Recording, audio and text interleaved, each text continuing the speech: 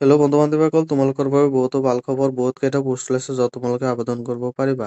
পোষ্টটোৰ নাম হৈছে এৰিয়া চেলছ মেনেজাৰ আৰু তোমালোকৰ ইয়াতো দৰমহা থাকিব 20,000 ৰ পৰা 45,000 লৈকে আৰু লগতে গ্ৰেড পে থাকিব। এটা ফুল টাইম জব হয়। এইটোৰ লোকেশ্যন হৈছে গুৱাহাটী। বন্ধু-বান্ধৱীসকল, ইয়াতে আবেদন কৰাৰ কাৰণে তোমালোকে কি কি কৰিব লাগিব বা ক'ত যাব লাগিব বা এক্সপিৰিয়েঞ্চ কি কি লাগিব। বন্ধু-বান্ধৱীসকল, ইয়াতে তোমালোকে আবেদন কৰাৰ কাৰণে তোমালোকৰ ইলেক্ট্ৰিচিয়ানৰ 2 বছৰ এক্সপিৰিয়েঞ্চ থাকিব লাগিব আৰু এইটো গুৱাহাটী আৰু এইটোৰ লোকেশ্যন হৈছে গুৱাহাটী।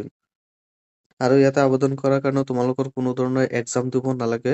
জাষ্ট তোমালোকে তোমালোকৰ কোৱালিফিকেশ্যন আৰু তোমাৰ বিহেভিয়াৰৰ ওপৰত নিৰ্ভৰ কৰি তোমালোকক চাকৰি দিয়া হ'ব বা তোমাৰ এক্সপিৰিয়েঞ্চৰ ওপৰত নিৰ্ভৰ কৰি তোমালোকক চাকৰি দিয়া হ'ব। বন্ধু-বান্ধৱীসকল, মই যিবিলাক চাকৰিৰ কথা আলোচনা কৰোঁ বা যিবিলাক চাকৰিৰ কথা কওঁ, সেই বেছিবিলাক চাকৰি তোমালোকৰ কোৱালিফিকেশ্যন অথবা বিহেভিয়াৰৰ ওপৰত নিৰ্ভৰ কৰি তোমাক চাকৰি দিয়া হয়।